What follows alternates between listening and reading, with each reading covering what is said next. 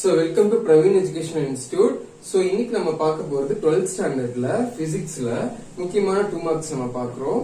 So அத பார்க்கறதுக்கு முன்னாடி ஒரு பேசிக்கான क्वेश्चंस பார்க்கலாம். Quantization of charges.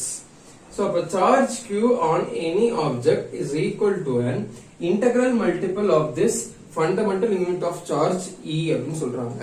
சோ இதோட அர்த்தம் என்ன அப்படின்னா சார்ஜ் q ஓட வேல்யூ எதுக்கு ஈக்குவல் அப்படின்னா இன்டெகிரல் மல்டிபிள் ஆஃப் அப்படின்னா என்னன்னா இன்டிஜரை வந்து மல்டிப்ளை பண்ணணும் எது கூடனா e கூட e அப்படிங்கறது என்ன சொல்றாங்கன்னா ஃபண்டமெண்டல் யூனிட் ஆஃப் சார்ஜ்னு சொல்றாங்க. புரிஞ்சுங்களா? சரி. சோ அப்ப இந்த இடத்துல என்ன எதை சொல்லுது? இன்டிஜரை சொல்லுது. சோ அப்ப இது இன்டிஜர் அப்படிங்கிறது பாசிட்டிவ் அண்ட் நெகட்டிவ் நம்பர் அதான். சோ அப்ப 0 plus or minus 1 plus or minus 2 plus or minus 3 etcetera அப்படின்னு சொல்லிக்கலாம். பிளஸ் ஆர் மைனஸ் 4 அது போயிட்டே இருக்கும். அது எக்ஸெட்ரா தான்.